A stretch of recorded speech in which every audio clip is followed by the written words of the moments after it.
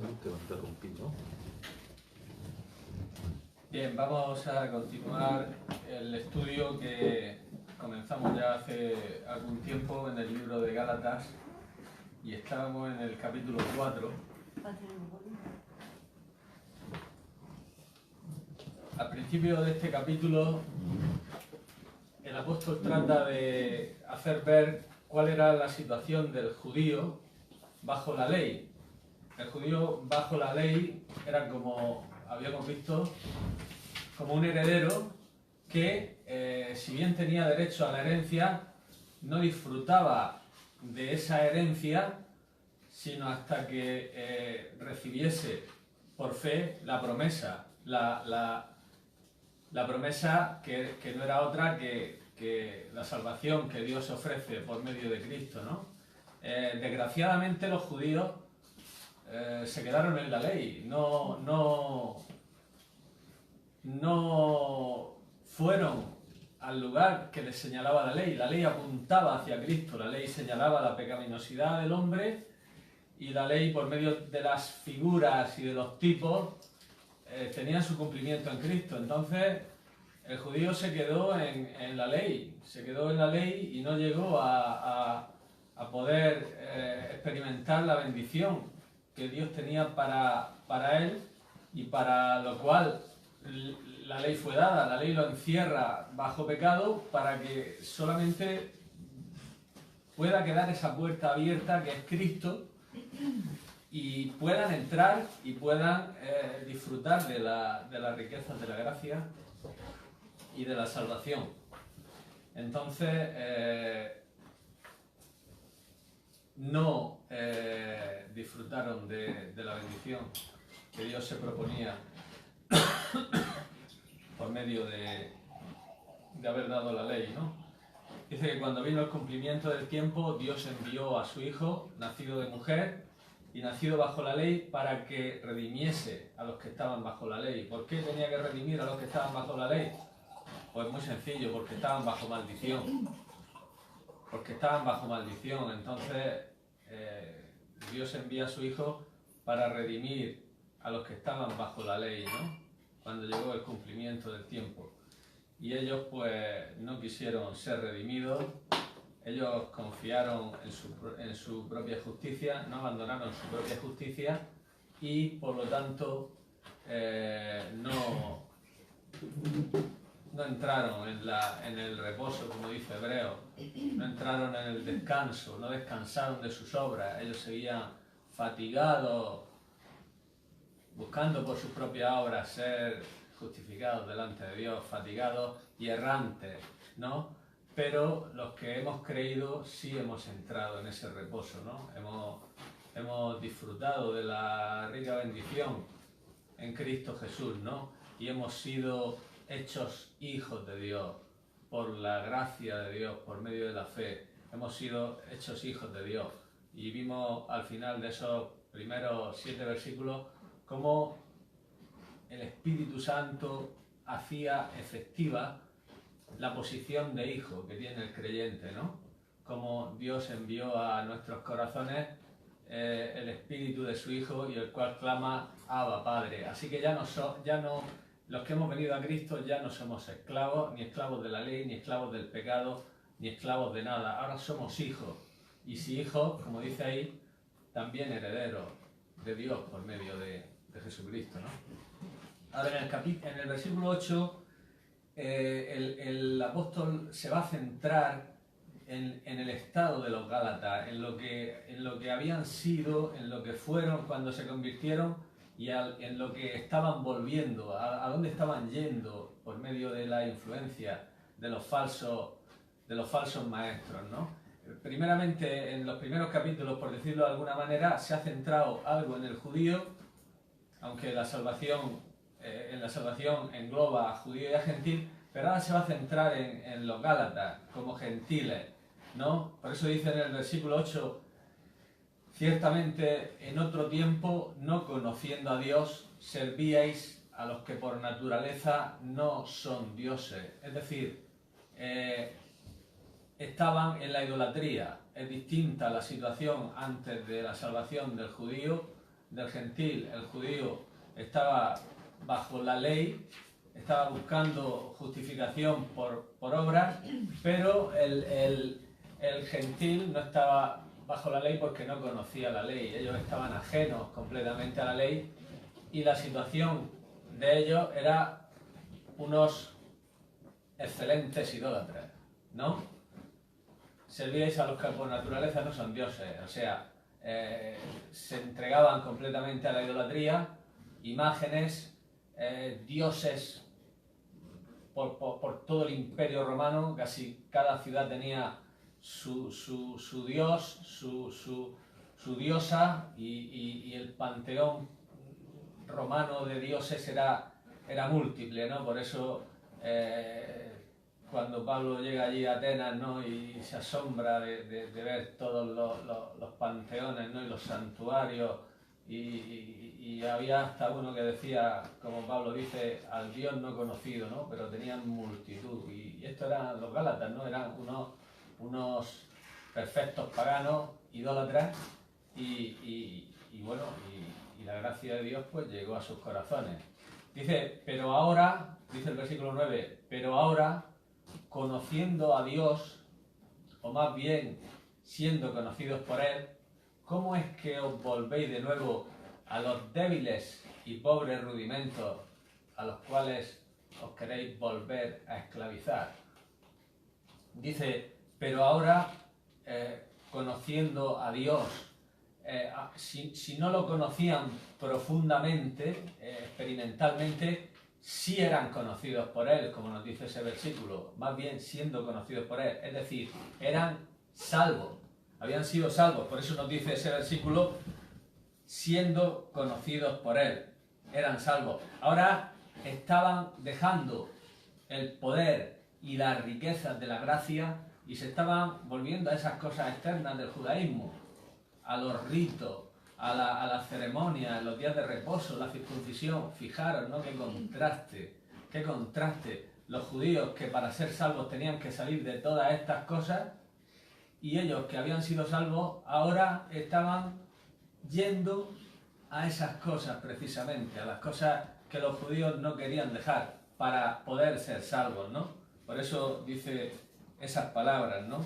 Ellos se estaban sometiendo otra vez a las cosas que no podían ni salvarlo ni enriquecerlo.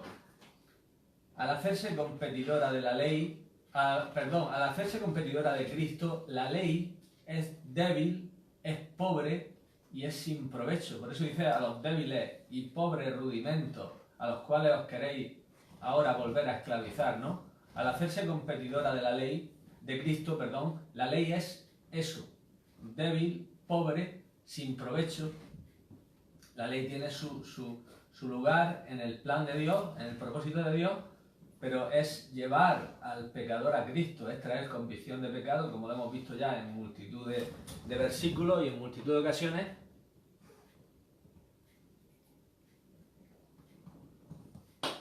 Pero nada más. La ley no ha sido dada para competir con Cristo. Sin embargo, el judío, en su afán de querer establecer su propia justicia, sí la usa para esto, ¿no? Las ordenanzas de la ley, que en su tiempo eran buenas, eran, como dice Pablo en Romanos 7, sabemos que la ley es buena, es santa, es justa, ¿verdad? Pero la ley lo único que hace es descubrir nuestra pecaminosidad innata. La ley no es para otra cosa, sino para descubrir la pecaminosidad innata del hombre, el estado de corrupción que hay en el hombre. Por eso en ese capítulo 7 glorioso de Romanos, Pablo dice, la ley dice, no codiciarás, y el pecado produce en mí toda codicia, para que me dé cuenta de que estoy depravado, de que soy corrupto. Tengo una naturaleza caída, una naturaleza corrupta, una naturaleza mala, ¿no? Entonces, estos Gálatas, ahora influidos por falsos maestros, van a dejar la riqueza de la gracia, las riquezas, las glorias de Cristo, la salvación gloriosa, y se van a someter ahora a las cosas externas, a los ritos externos, a tratar de perfeccionar, ayudar a la salvación gloriosa que Cristo le ha ofrecido y tratar de perfeccionar su estado. Y esto es pues casi tan malo como lo que estaban haciendo antes, como la idolatría. Es todavía casi peor, porque estaban pervirtiendo la revelación original de Dios, el propósito de Dios. Dios no quiere quedarse allí. Acordaros que Moisés, cuando bajó del monte, se ponía un velo sobre su rostro, y la explicación de esto la da Pablo en 2 Corintios 3. Dice que se ponía un velo para que los hijos de Israel no fijaran la vista en el fin de aquello que había de ser abolido, que había de ser eliminado, por decirlo de alguna manera, para que no fijaran y no se quedaran en eso, ¿verdad? Sino que se fijaran en aquello a que apuntaba la ley, a Cristo, ¿verdad? Pero también dice ese segunda de Corintios capítulo 3, dice que el entendimiento de ellos se embotó, porque hasta el día de hoy, cuando leen el antiguo pacto, les queda el mismo velo no descubierto, el cual por Cristo es quitado. Entonces se quedaron ahí, se quedaron embelesados en esa ley, y le añadieron multitud de tradiciones, le añadieron multitud de cosas que no podían ni salvar, ni podían perfeccionar, ni podían hacer nada, ¿no? Y entonces de ahí el rechazo de Cristo, ¿no? No estaban dispuestos ellos se querían justos por la ley, por cumplir una serie de tradiciones externas, y se creían justos, y se creían que tenían todos los derechos. Por eso se ofendían tanto cada vez que hablaba Cristo, se ofendían tanto, no podían soportar que Cristo les hablara con la claridad que les habló cuando citó Isaías 61, ¿no? Y dijo: el Espíritu de Dios está sobre mí porque me ha enviado a dar buenas nuevas a los pobres, a sanar a los quebrantados, a pregonar libertad a los cautivos, vista a los ciegos. Claro, ellos se enojaron tanto, ¿no? Porque ellos decían: pero ¿dónde vas? Si nosotros no somos ni esclavos, ni estamos oprimidos, ni estamos ciegos, nosotros somos los hijos de Abraham, los hijos de Abraham. Y por eso Cristo tuvo que decirle a unos que decían eso, dice: no, vosotros no sois, si fuerais hijos de Abraham, las obras de Abraham haríais, vosotros sois de vuestro padre el diablo, ¿no? Y claro, se enfadaban porque Jesús pues le hacía ver su estado, ¿no? Bueno, sin salirnos del tema, a esto estaban volviendo los Gálatas, ¿no? Estaban volviendo a ese querer perfeccionar, santificarse, a ese querer andar delante de Dios por medio del cumplimiento de la ley, por medio del cumplimiento de cosas externas. ¿Qué cosa, no? Por eso entendemos, ¿no? Entendemos que Pablo usara esas palabras que usa al principio del capítulo 3, ¿no? Cuando dice Gálatas insensatos, porque realmente estaban haciendo una insensatez plena, ¿no? Estaban haciendo algo que realmente era necio. También le dice en el versículo 3 de ese capítulo 3: tan necios sois, habiendo comenzado por el Espíritu, ahora vais a acabar por la carne. Entonces quería que reaccionara, ¿no? Iban a volver a la carne. La carne no solo se manifiesta en las pasiones pecaminosas, en la sensualidad, en todo esto. La carne se manifiesta en la religión, mucho. Mucho de lo que podemos estar haciendo para el Señor puede ser carne. Muchas de las predicaciones que se hacen hoy o que hacemos pueden ser de la carne. Muchos de los servicios que hacemos a Dios pueden ser de la carne, ¿eh? Y a veces esto no se distingue tanto como la sensualidad, como los deseos pecaminosos, pero también es carne. La carne es incurablemente mala a los ojos de Dios. Lo que es nacido de la carne es. Dice Romanos 8 que los designios de la carne son enemistad contra Dios. porque no se sujetan a la ley de Dios ni tampoco pueden. O sea, la carne no puede agradar a Dios. Es imposible que la carne agrade a Dios. Entonces todo lo que hagamos en la carne, dentro de nuestra vida cristiana, no estamos agradando para nada a Dios. Entonces, si reflexionamos en esto, nos daremos cuenta que el 80, el 90 y el 90 y tantos % de las cosas que hacemos para Dios no valen, porque las hacemos en la carne, porque nacen de la carne, nacen del deseo de satisfacer nuestra carne. No es una motivación real del espíritu, sino que muchas veces lo hacemos para justificarnos delante de Dios, para excusarnos delante de Dios, para complacernos a nosotros mismos, para estar satisfechos y contentos con lo que hacemos, y para mil cosas, y para buscar la propia gloria, y para buscar todo esto. Y todo esto es carne también. Todo esto es carne, que nos creemos que solo la carne es los pecados de la lascivia y de la envidia y todas estas cosas. También es carne, pero lo otro también es carne. Son carne las dos. La carne no vale ni lo bueno ni lo malo que haga. Ni lo bueno ni lo malo. No vale para nada. Entonces tenemos que estar muy atentos y tenemos que tener una lucha constante contra la carne, porque la carne dice, ¿quién se entrega al Señor? Y la carne dice, yo la primera, se entrega al Señor. Es mentira. La carne no puede agradar a Dios, dice la Biblia, que ni se sujeta ni puede. Entonces la carne es la primera que dice, no, yo me entrego al Señor, y yo voy a hacer todas estas cosas para agradar a Dios, porque Dios me necesita. Dios me necesita para hacer su obra. Dios no nos necesita a ninguno. Dios puede hacer su obra sin ninguno de nosotros. Cuando llevaron el arca de Dios a los filisteos, Dios cortó a Dagón, lo cortó en pedazos sin ninguna espada, sin nada. El Dios de los filisteos cayó allí postrado delante del arca. Dios no nos necesita a ninguno. Dios no nos necesita a ninguno. Dios puede hacer su obra prescindiendo de todos nosotros. No nos necesita.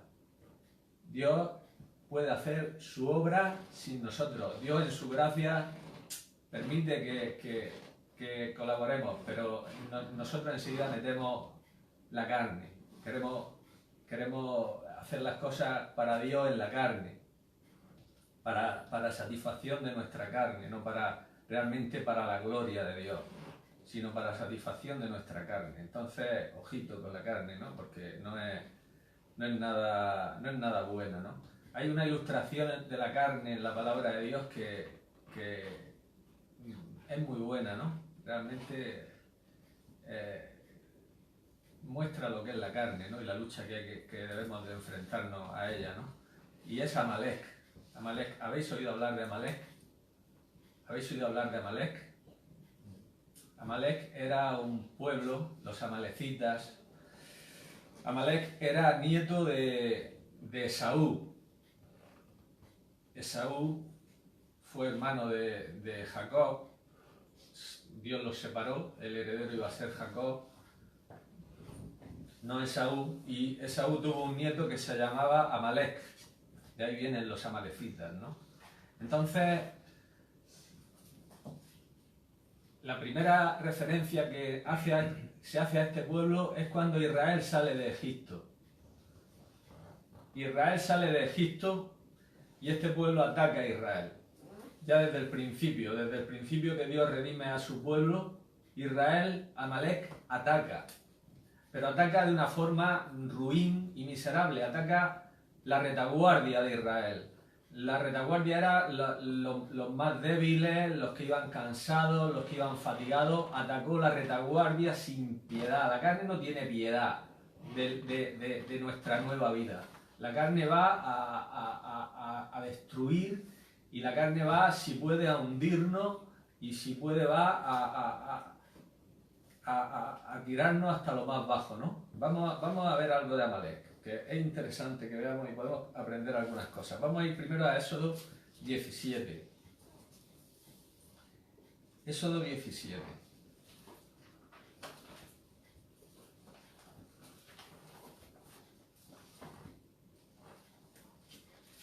Éxodo 17, 16.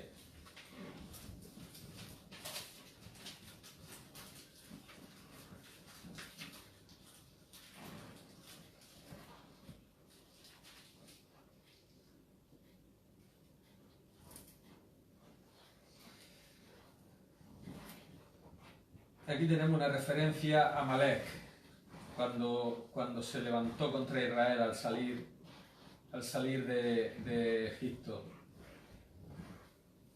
Estas palabras son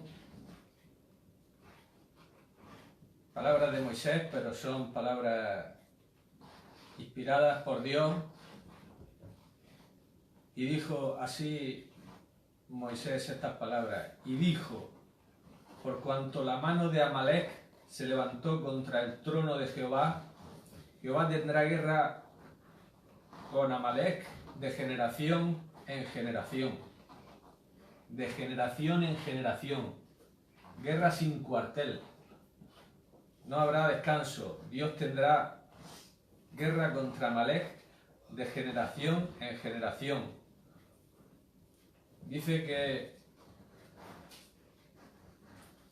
el espíritu es contra la carne y la carne es contra el espíritu, siempre. Y esto se opone entre sí siempre, para que no podamos hacer la voluntad de Dios, para que no hagamos lo que realmente le agrada a Dios. Vamos a leer Deuteronomio, que es el siguiente versículo que quiero que veáis, Deuteronomio 25.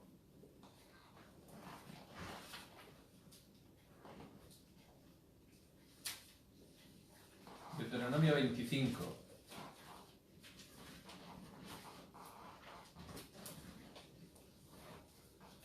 Versículos 17 y 19. Esto es un poco lo que explicaba antes, lo que hizo Amalek cuando salió Israel de Egipto. Deuteronomio 25, 17. Dice: acuérdate de lo que hizo Amalek contigo en el camino, cuando salías de Egipto, de cómo te salió al encuentro en el camino y te desbarató la retaguardia, de todos los débiles que iban detrás de ti, cuando tú estabas cansado y trabajado y no tuvo ningún temor de Dios. Por tanto, cuando Jehová tu Dios te dé descanso de todos tus enemigos alrededor, en la tierra que Jehová tu Dios te da por heredad, para que la poseas, borrarás la memoria de Amalek de debajo del cielo. No lo olvides, no lo olvides. O sea, es serio esto, ¿eh? La batalla contra Amalek. No era broma, no. Era algo que Dios no quería que olvidara a su pueblo. No te olvides que vas a tener guerra contra Amalek de generación en generación. El Señor nos dice: andad en el Espíritu y no satisfagáis los deseos de la carne. No satisfagáis los deseos de la carne. La carne quiere gloria, la carne quiere reconocimiento, la carne quiere posición, la carne es orgullosa, la carne es insaciable, porque la carne siempre va a estar ahí, siempre vamos a tener la guerra de generación en generación, hasta que el Señor nos dé descanso, hasta que expulse esa naturaleza caída de nosotros, sea por la muerte o sea por el arrebatamiento. Vamos a tener guerra de generación en generación contra ella. Va a estar siempre presta para que satisfagamos sus deseos. Sus deseos son todas estas cosas que hemos dicho, no solo son la sensualidad y las pasiones de la lascivia y de la lujuria, sino que también se apunta para servir al Señor y para hacer las cosas de Dios. Y no vale. Dios no lo quiere. Dios dice: tendrá guerra contra ellos de generación en generación. Hubo un momento que Dios Dios iba a recordarle a una persona que el conflicto no había terminado contra la carne, contra Amalek, y fue a Saúl. Y fue a Saúl, en Primera de Samuel, capítulo 15. Primera de Samuel, capítulo 15. Dios tiene conflicto con Amalek. Cuando nosotros tomamos el conflicto nosotros mismos, tenemos fracaso, pero si Dios toma si Dios toma por su espíritu el conflicto, tenemos victoria, ¿no? Y llegó el momento que Dios quería poner las cosas claras y poner las cosas en su sitio. Y le dijo a un hombre, a un rey, que se llamaba Saúl. Dice, después, Primera de Samuel 15, ¿estamos ahí? Sí, vale. Versículo 1. Después Samuel dijo a Saúl, Jehová me envió a que te ungiese por rey sobre su pueblo Israel. Ahora pues está atento a la palabra de Jehová. Así ha dicho Jehová de los ejércitos, yo castigaré lo que hizo Amalek a Israel al oponérsele en el camino cuando subía de Egipto. Ve pues y hiere a Amalek, destruye todo lo que tiene, no te apiades de él, mata a hombres, mujeres, niños, aun los de pecho, vacas, ovejas, camellos y asnos. Es una guerra sin cuartel, ¿eh?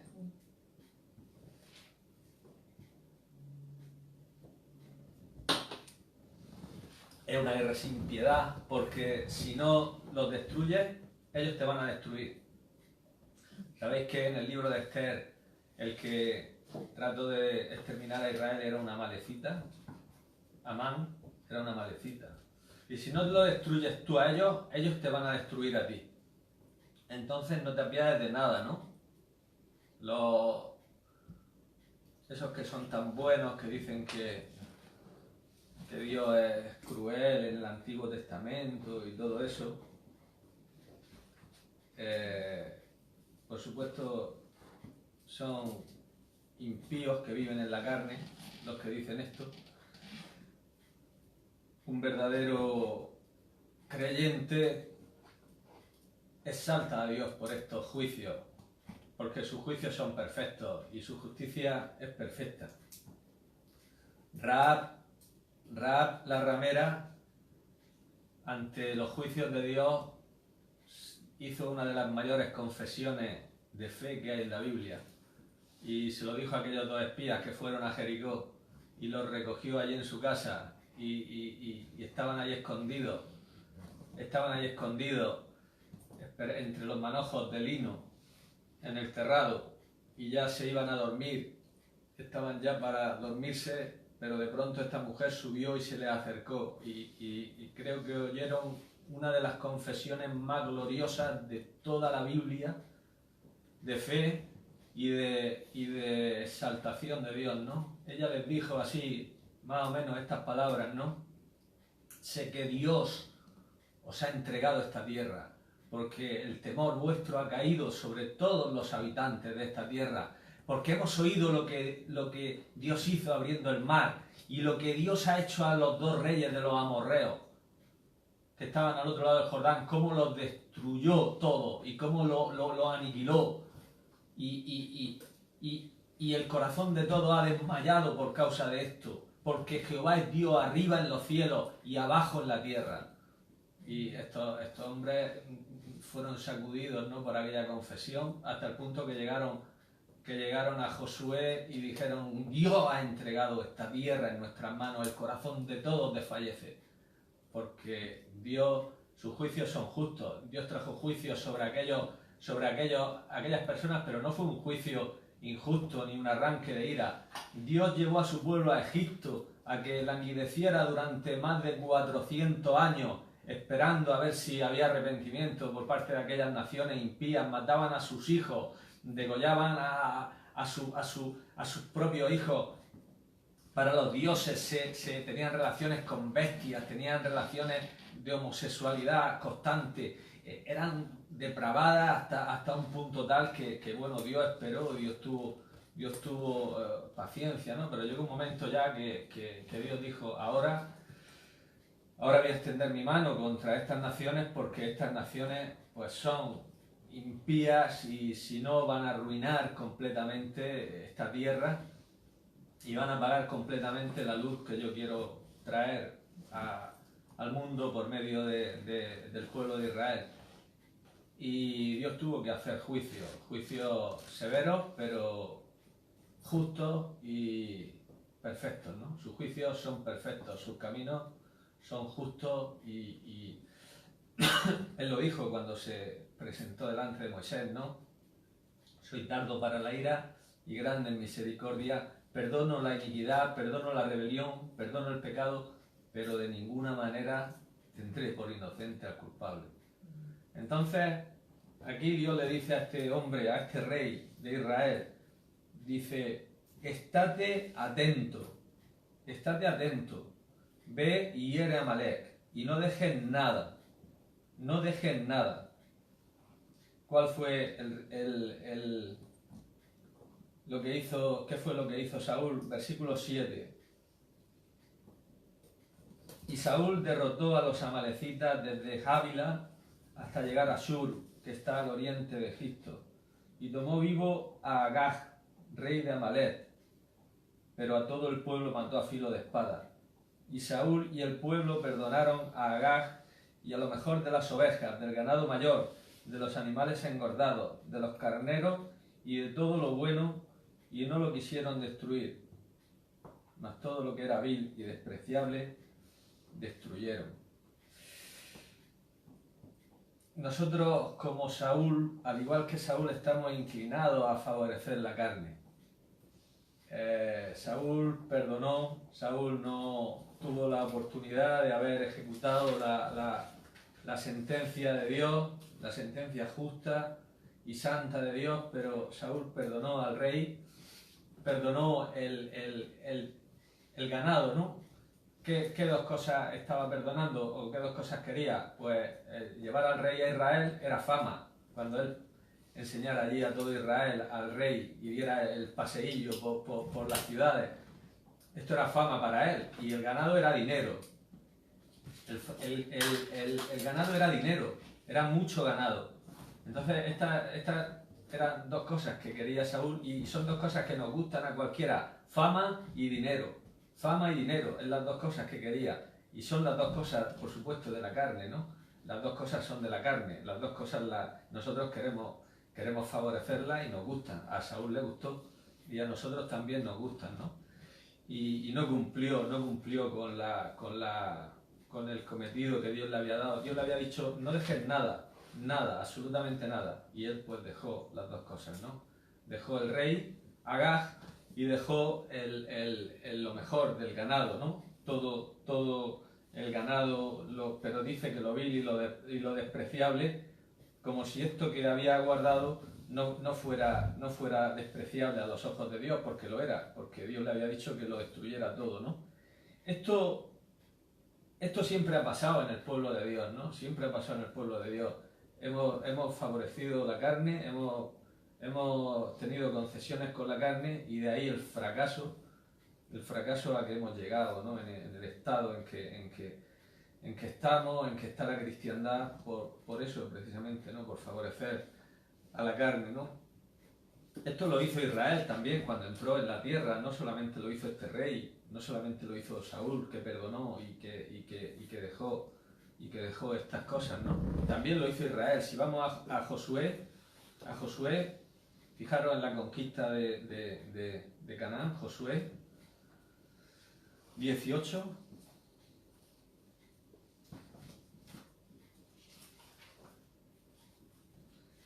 Josué 18, mirad lo que dice. Josué 18, versículos 2 y 3. Dice: Esto ya cuando Israel está conquistando la tierra de Canaán, dice en el versículo 2, pero habían quedado de los hijos de Israel 7 tribus a las cuales aún no habrían repartido su posesión. Y Josué dijo a los hijos de Israel, ¿hasta cuándo seréis negligentes para venir a poseer la tierra que os ha dado Jehová, el Dios de vuestros padres? Entonces, si vemos la historia de Josué y si vemos la historia de Jueces, vemos como constantemente el pueblo no echó ni exterminó a los moradores de aquellas tierras. Dice constantemente que dejaron y habitaron y dejaron al cananeo y dejaron al fereceo y dejaron a los heteos y dejaron a los jebuseos y dejaron a morreos y dejaron a una serie de pueblos, hicieron pacto con los gabaonitas y todo esto fue que luego vino el mal sobre Israel por haber hecho esto, porque Dios se lo advirtió, ¿no? Antes de que entraran: no procuréis su paz, no hagáis alianza con ellos, derribad sus altares, destruidlo todo, no dejéis nada, porque os van a llevar a sus costumbres, van a hacer que adoréis sus dioses y os vais a corromper completamente, y cuando os corrompáis yo os voy a juzgar a vosotros como lo he juzgado a ellos.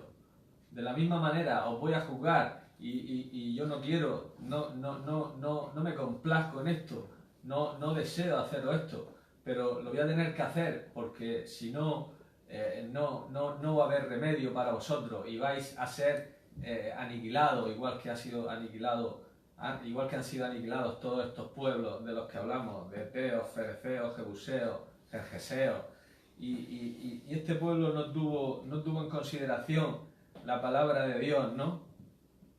Y dejó en medio de ellos todos estos pueblos, los cuales los desviaron, hicieron que fueran igual de depravados que ellos, que no hicieran ninguna justicia. Estos pueblos no tenían compasión de los ancianos, no tenían compasión de los niños, no tenían compasión de los extranjeros, no tenían compasión alguna. O sea, mataban, los poderosos del pueblo se les antojaba apropiarse de un terreno y mataban a sus dueños, ponían falsos testigos y los mataban y los apedreaban, como el mismo Israel luego hizo posteriormente, acordado del caso de Acá y Jezabel, ¿no? Con Nabot, con la heredad de Nabot, ¿no? Que Acá la quería y le dijo a Nabot, dice, no te voy a dar esta heredad porque es de mis padres y guárdeme Dios de que te la dé, ¿no?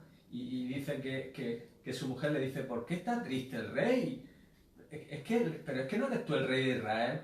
Claro, esta era una sidonia, la mujer de Acab era una sidonia, y era la costumbre de los reyes y de los gobernantes de sus pueblos, cuando querían algo, ¡pum!, se le antojaba, se cargaban a la persona y la mataban y se quedaban con lo que tuviese esa persona. Esto era normal entre esos pueblos, y el pueblo de Israel iba a llegar el momento que iba a hacer lo mismo, porque no había tenido en cuenta el mandato de Dios de luchar contra estos pueblos, amalecitas y todos los demás. Pero ahora estamos centrándonos en Amalek, ¿no?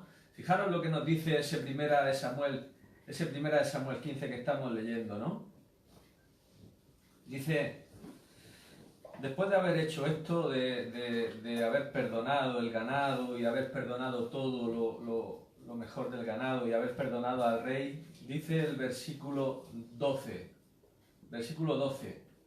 madrugó luego Samuel para ir a encontrar a Saúl por la mañana, y fue dado aviso a Samuel diciendo, Saúl ha venido a Carmel, y he aquí se levantó un monumento, y dio la vuelta y pasó adelante y descendió a Gilgal.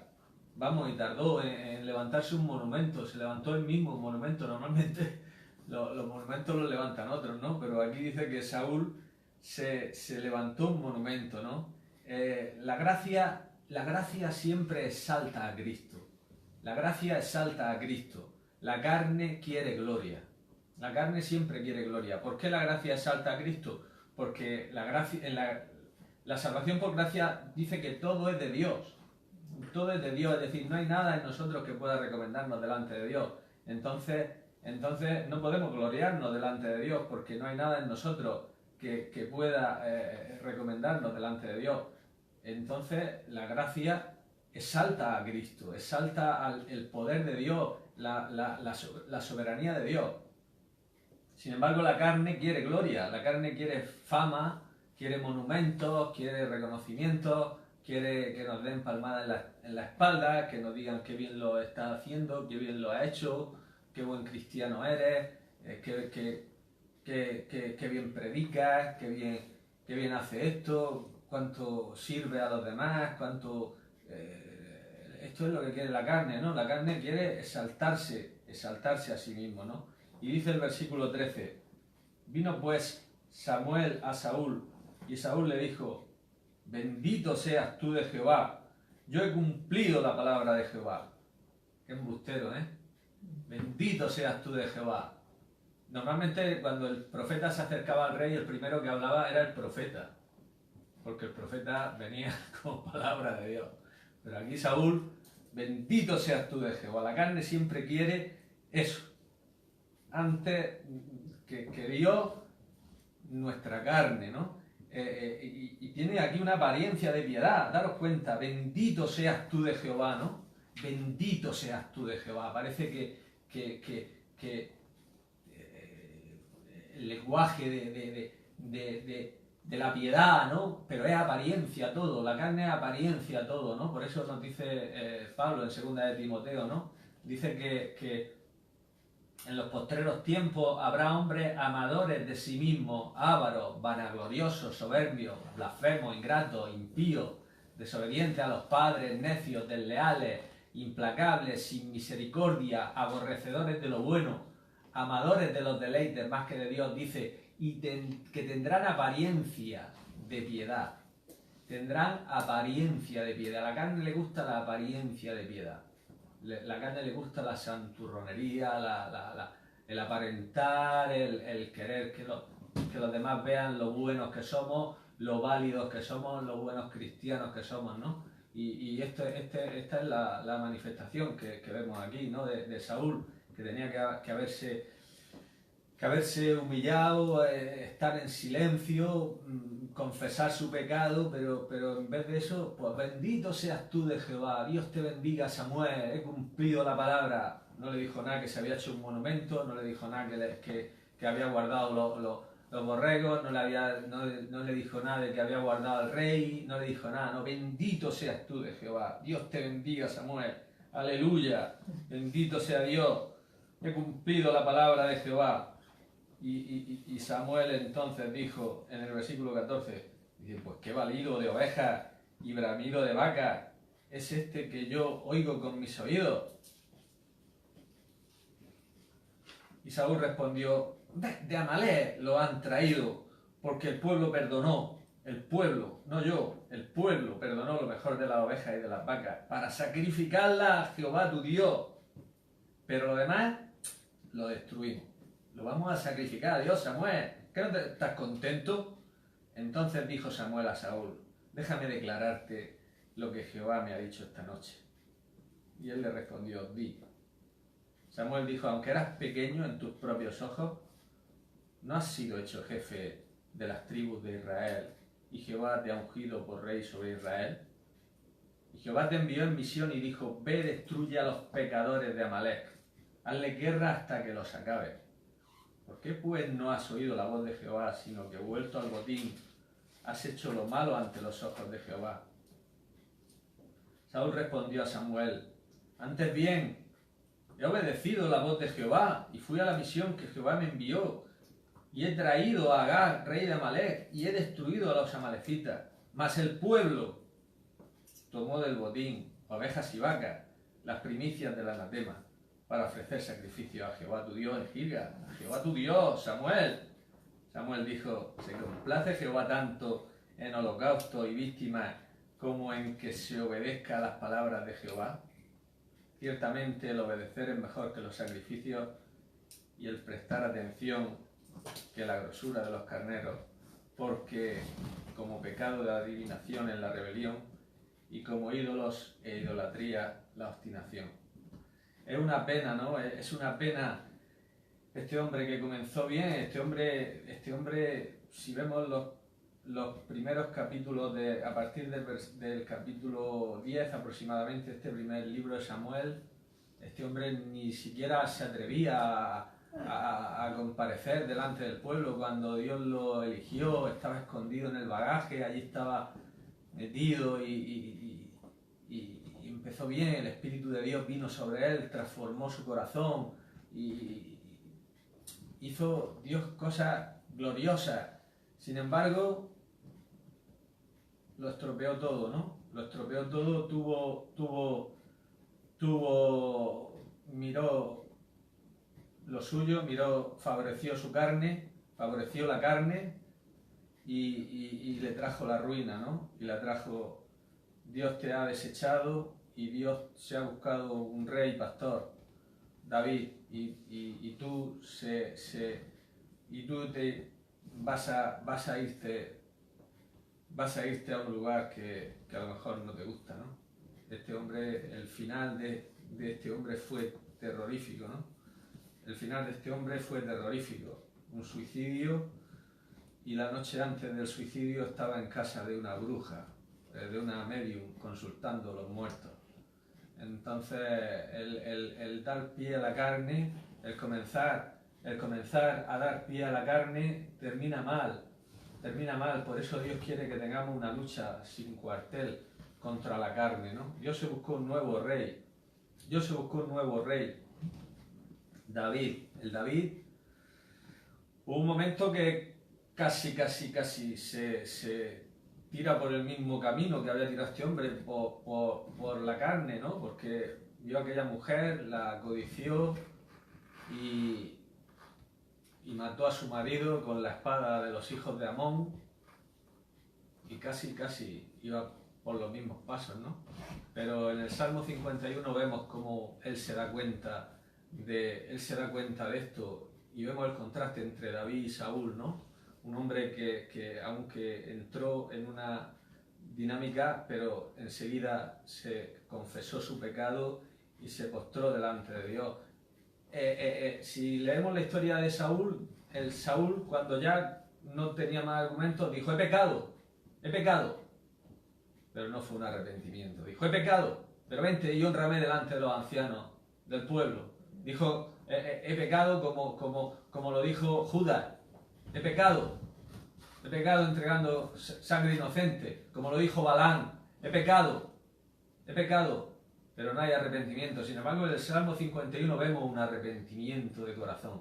Vemos un hombre que se dio cuenta de que había entrado en una dinámica carnal y iba por un camino peligroso, ¿no? Y llega a decir en el Salmo 51, dice: tú no quieres holocaustos, tú no quieres sacrificio, que yo los daría. Dice, el sacrificio de Dios es el espíritu contrito y humillado. El espíritu contrito y humillado tú no lo desprecias, Dios. Ese hombre llegó a darse cuenta de que la apariencia externa no eran para nada. Él quería un corazón delante de Dios. Él quería un corazón humillado delante de Dios, reconociendo su incapacidad, reconociendo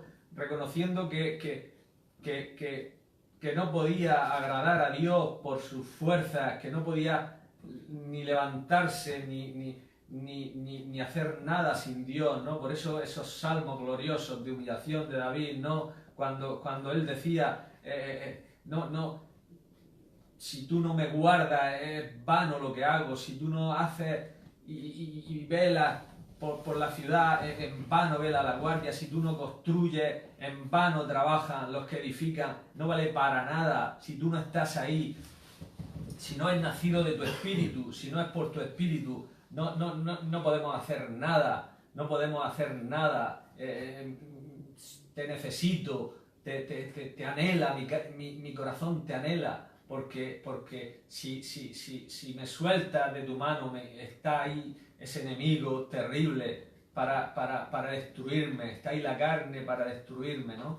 Y te necesito cada día, no puedo agradarte en mis fuerzas, en mi carne, necesito que tú me inspires la devoción, necesito que tú hagas en mí el querer y el hacer, porque si lo hago yo va a ser carne, y la carne, entrar en esa avenida es peligroso. Fue peligroso para Saúl. hubiera sido peligroso para Israel, fue nefasto dejar a aquellos pueblos allí con ellos. Para David hubiera sido también desastroso, ¿no? Y es desastroso para nosotros si no nos ponemos cada día en una lucha sin cuartel contra la carne, si cada día no nos levantamos sabiendo que tenemos un enemigo que no está lejos, que está aquí en nosotros, está en nosotros, vivimos con una fiera que no solamente es perversa sino que también tiene apariencia de piedad, que quiere la apariencia de piedad, que le gusta la piedad, que se apunta a la conversión, cuando no, o sea, es como cuando estaban edificando los muros y la ciudad de Nehemías y llegaron aquellos y dice, nosotros también vamos a edificar contigo, nosotros también, porque como vosotros buscamos a Dios y así viene la carne, con esa sutileza, yo también, yo me apunto a lo que haga falta, vamos a evangelizar, vamos a predicar, vamos a esto y vamos al otro. Y allí se plantó Nehemías y dice, no, vosotros no vais a edificar con nosotros, vosotros no tenéis parte, la carne no tiene parte en las cosas de Dios, la carne no puede agradar a Dios, no vais a edificar con nosotros, vamos a edificar en el Espíritu, vamos a andar en el Espíritu, vamos a no satisfacer los deseos de la carne, no solo los deseos perversos, sino también los deseos religiosos, los deseos de buscar nuestra fama, los deseos de buscar nuestra gloria, los deseos de buscar dinero, los deseos de buscar bienestar, los deseos tenemos que luchar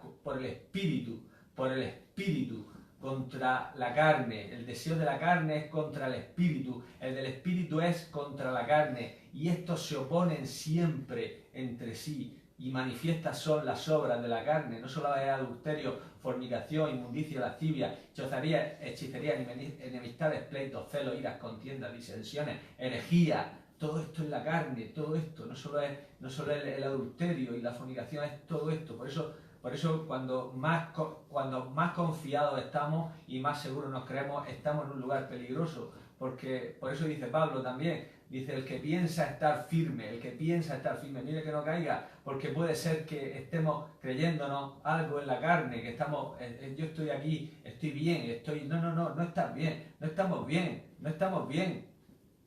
Nunca estamos bien, no estamos bien. Tenemos que reconocerlo delante de Dios, tenemos que llorar por nuestro pecado, tenemos que tener hambre y sed de justicia, tenemos que humillarnos constantemente delante de Dios, porque no estamos bien, nunca estamos bien. El apóstol Pablo le decía, yo no pretendo haber ya alcanzado aquello para lo cual, pero prosigo a la meta, sigo luchando, golpeo mi carne. Y no es que se diera golpe y se flagelara, sino golpea sus malos deseos y la pongo en servidumbre, no sea que habiendo sido heraldo para otro, venga a ser eliminado. Entonces es una lucha constante, una lucha sin cuartel, una lucha a muerte. Tenemos que destruirla, no dejar nada, ni vaca, ni oveja, ni niño, ni anciano, ni nada, de la carne nada, lo mínimo, a muerte por el Espíritu Santo, que el Señor nos ayude, que el Señor nos fortalezca, que el Señor nos guíe y que podamos andar en el Espíritu, porque somos llamados para andar en el Espíritu, esa es la voluntad de Dios para con nosotros, en Cristo Jesús. Aquel escriba que se acercó a Jesús, era un escriba, un buen judío, cuando Jesús acababa de hablar con los saduceos y lo había dejado sin respuesta, ¿no? Cuando había dicho que le habían contado aquella historia de aquellos 7 que se casaron con la misma mujer y murieron sin hijos y Cristo los lleva. Y el escriba estaba ahí escuchando y dice, maestro, bien ha respondido. Dice, ¿y cuál es el primer mandamiento de la ley? Y le dijo Cristo, el primer mandamiento de la ley es, oye Israel, amarás al Señor tu Dios con todo tu corazón, con toda tu alma, con toda tu mente, con todas tus fuerzas. Y el segundo semejante a este, amarás a tu prójimo como a ti mismo. Y le dijo el escriba, bien has dicho, que el amar a Dios con todo el corazón, con toda el alma, con todas las fuerzas, con toda la mente, es más que todos los holocaustos y sacrificios. Y Jesús le dijo, dice, no estás lejos del reino de Dios. ¿Sabes la teoría? ¿Sabes la teoría? ¿Sabes que el problema es del corazón? No son sacrificios, no son holocaustos. El Saúl nada más que quería hacer sacrificios. Tengo aquí, vamos a hacer sacrificios, Samuel. Si lo he guardado para holocausto, no pasa, vamos a hacerlo. Si esto, es que no estás contento. No, Dios no quiere holocausto, Dios no quiere sacrificio de la carne. Dios no quiere que hagamos esfuerzo en la carne. Dios quiere corazón. Amar a Dios con todo el corazón, con toda el alma, con toda la mente, con todas las fuerzas. Todos nuestros deseos para Él, nuestros apetitos para Él, nuestros anhelos para Él, nuestros planes para Él. Esto es lo que Dios quiere de nosotros. Amén.